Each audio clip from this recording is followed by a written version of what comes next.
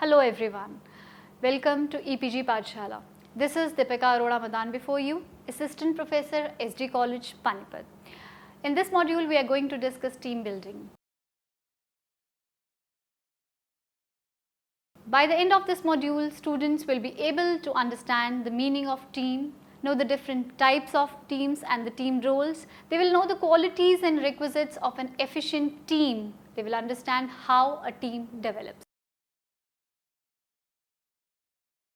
So let us discuss team building and development in detail.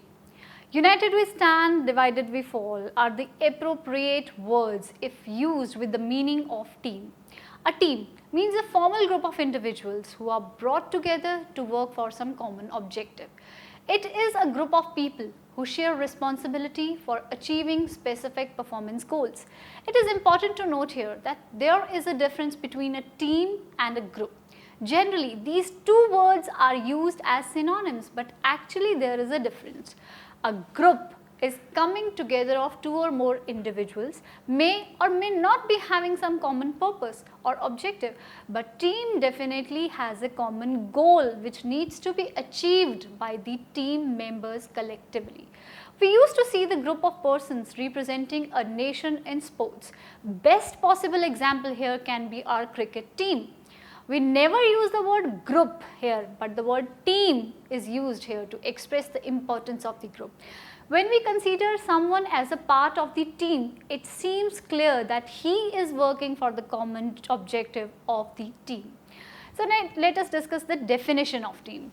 According to Michelle Armstrong, a team is a collection of individuals working together for the benefit of the whole.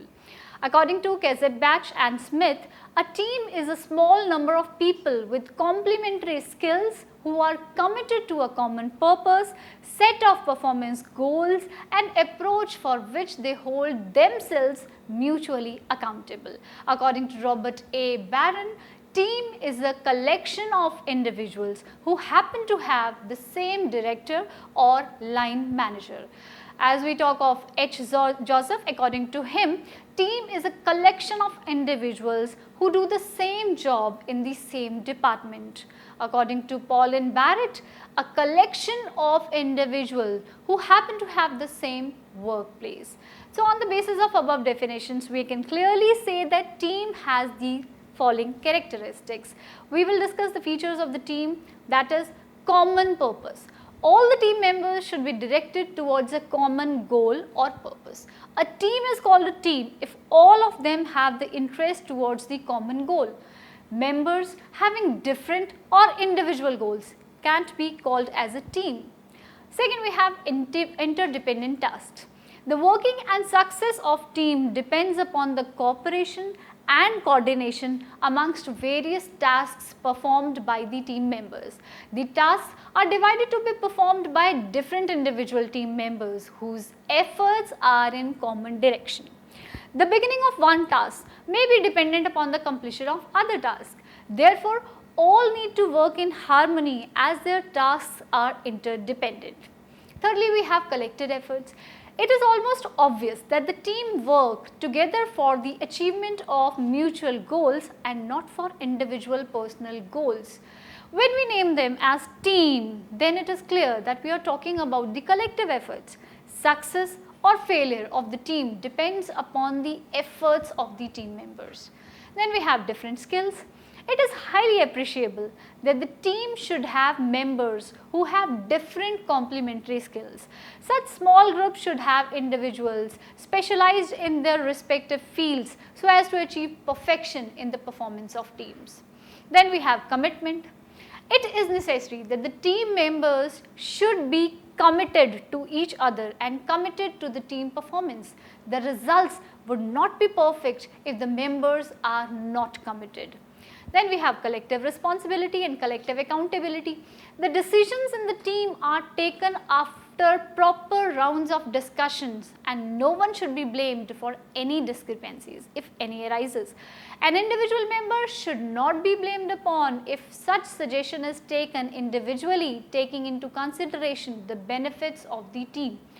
Each team member should be ready to hold responsibility in such a case. Next we have less number of members. In order to maintain the efficiency in the working of the team, it is suggested that the group should have less number of people.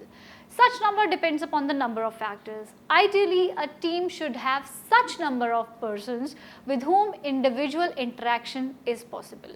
Fewer members in a team further promotes better coordination. Then we have multi-directional communication.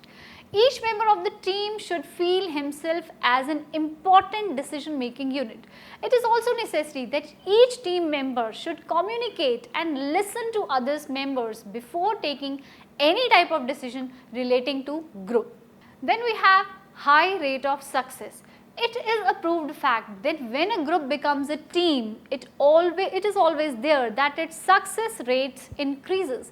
The reason behind this is the collective efforts, coordination, cooperation, healthy discussions, suggestions and common thoughts and goals.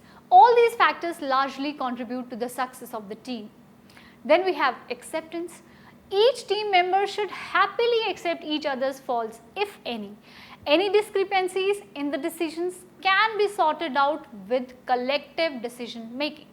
Therefore, it is necessary that the team members should always be willing and ready to accept other team member happily. Now let us understand the requisites of a successful team. A successful team is the one which fulfills the general criteria or perform in a desired way as is beneficial to the team collectively and also to all team members individually. It is required that the team should have defined roles, participation in decision making, healthy interaction. It should be a pool of skills and there should be an environment of trust and confidence. There are some qualities of members of a successful team, that is sharing. The team members should develop the attitude of sharing. They should share their feelings, opinions and take decisions after taking into consideration the various rounds of discussions with each other. Then we have caring. The team members should take care of each other's feelings. They should develop a feeling of empathy towards each other. Then we have hearing. It is important that the ideas or suggestions of each member of the team should be listened carefully. Everyone should be provided with an opportunity of being heard. Then we have analyzing. The ideas and opinions given by the team members should be analyzed collectively and the best suggestions are further promoted. Then we have resolving. The problems that arise during the functioning of the team should be resolved at the earliest possible without waiting for the conflicts that may arise if such problems are left unresolved. Then we have criticizing. If any member of the group does not follow the ethics of the team or try to develop conflicts among team members or follow any wrong practices, such members should be criticized and should be given warning to maintain the ethics of the group or otherwise leave the group. Then we have developing. The team members should continuously try to develop themselves and should learn each other's specialization. They should learn new techniques and expertise in order to train themselves in each sphere. Then we have role playing. The members of the group are provided with the specific roles to play or sometimes they play some roles voluntarily with their own will according to their requisite qualification and expertise. Now there are some principles of an efficient team.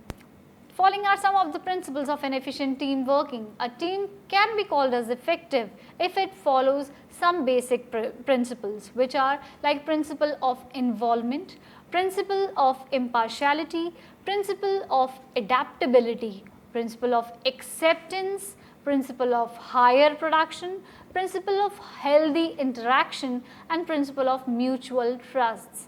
We have many teams like project teams. The main objective of this team is the accomplishment of specific objective for which it is formed. The objective of formation of a team is always unity of action. Project teams are formed for specific project in which various specialists are appointed to work on a particular project. These types of teams are work specific and work on temporary basis. That is, they disperse and get back to their original jobs after the successful completion of the project. Then we have action teams. These teams are formed to act on some specific issue. A specific task in the form of challenge is allotted to them.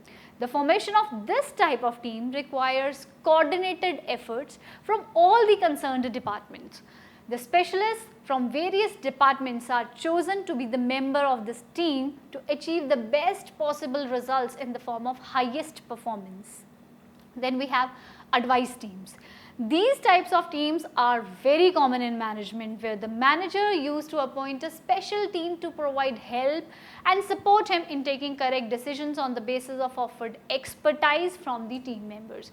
It is an accepted fact that the manager may not be perfect in taking every type of decision. Therefore, he may need the services of these action teams. Generally, such types of teams have one leader who guides the team to work in a specific direction and submits his report to the concerned person after taking advice of the members of the team. Then we have problem solving teams. These types of teams are formed for solving a particular problem which are faced repeatedly by the organization or by any particular department of an organization. In order to solve such type of problems, a team is formed consisting of members who face such problems the most and have different suggestions to cope up with the situation in some unique way. It is necessary to form such type of group that a member joining the team must have the complete knowledge about the problems so discussed, and they have been associated with such type of problem from a long time. Finally, the suggestions of the team members are heard, the causes for the emergence of such problems are found out, various alternatives are developed which are further refined in the light of different opinions and doubts, and the problems are solved. An important example of such type of teams is the quality circles, that is QCs, which are formed by some large organizations where workers meet regularly after the job timings and discuss the problems faced by them on work.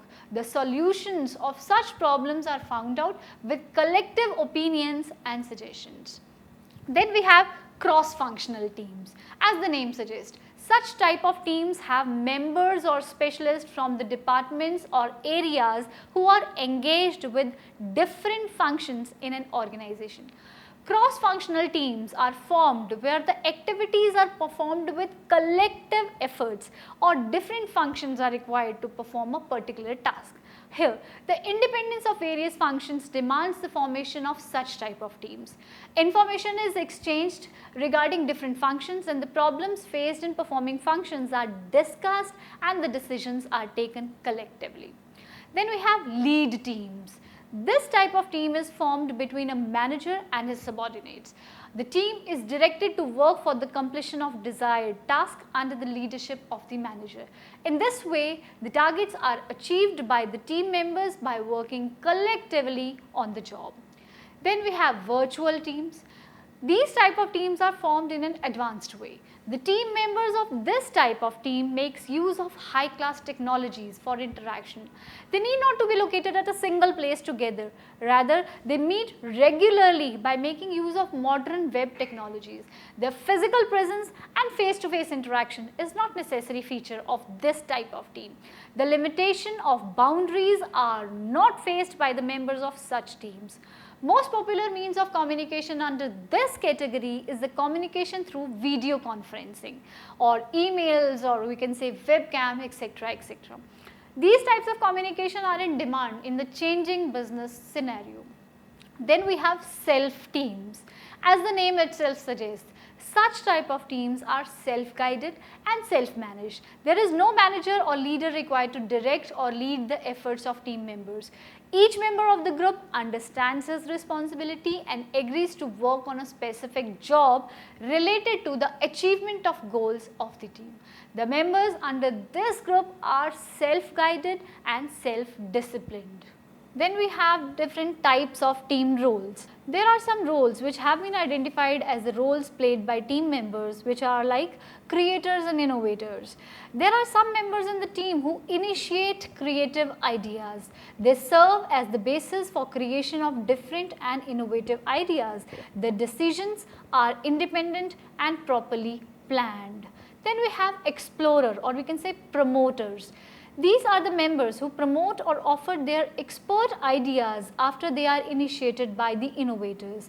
These members actually measure the possibilities of applicability of the ideas initiated. They work upon those ideas and apply their talent on them. Then we have assessor or developers. These team members analyze the various decision options. Various alternatives are worked upon before selection of the best one.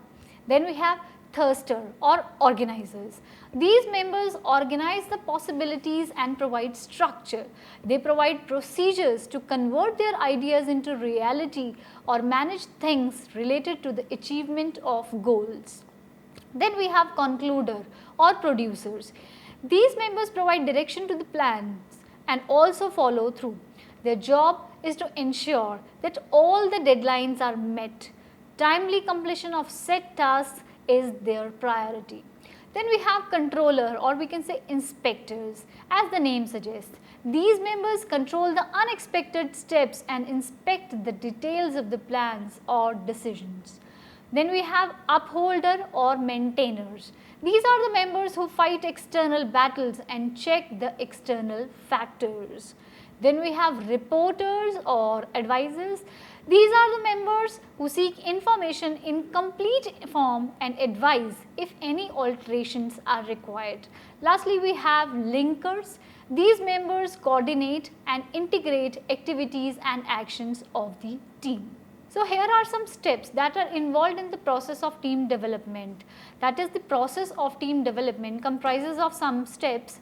Firstly, we have identification of problem.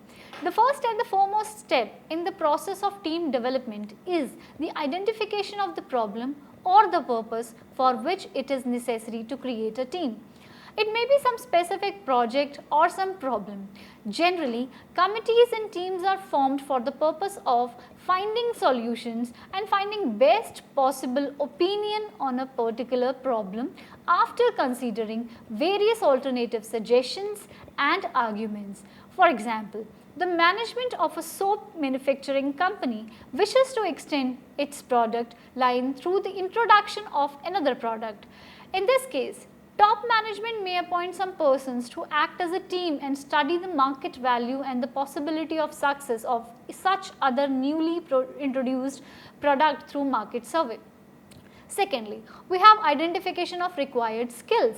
In the next step, we need to find out the skills that are required to perform the job allotted.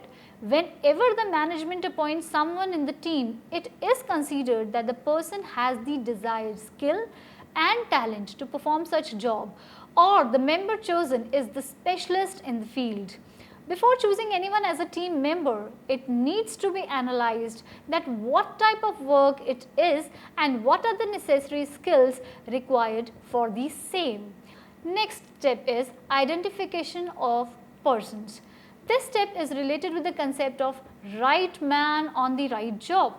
If we are appointing someone to be a part of the team, then the person so appointed should be fit for the work offered. The members chosen to act like team members should have the requisite expertise or specialization as desired for the purpose. Then we have the provision of right environment. The members of the team may perform perfectly if they are provided with the right type of environment. There should be the environment of complete cooperation, discussions and harmony so that they may take good and healthy decisions.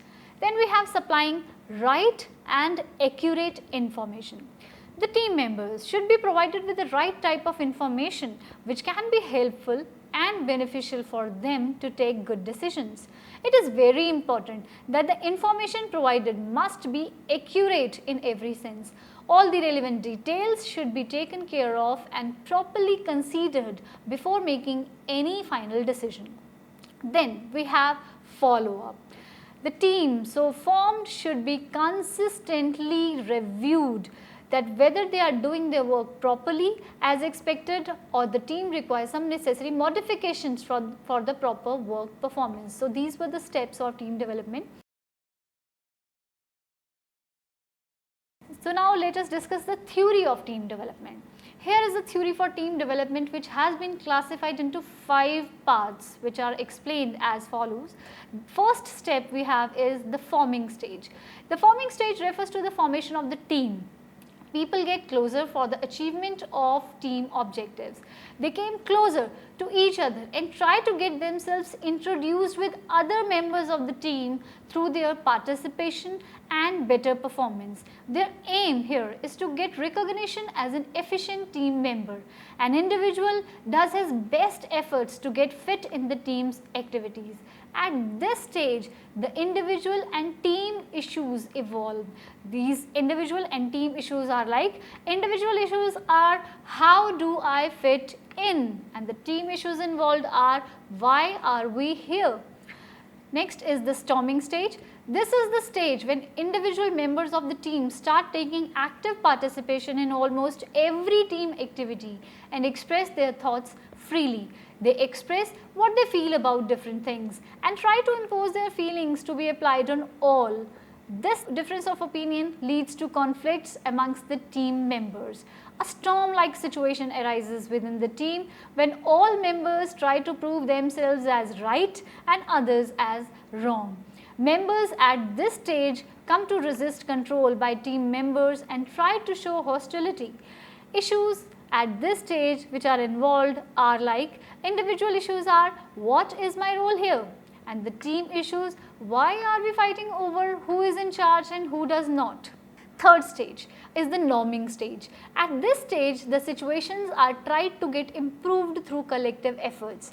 The reasons for the emergence of conflicts are found out and efforts are made to develop team norms to find out their permanent solution so that conflicting situations may not arise at later stages of team's life.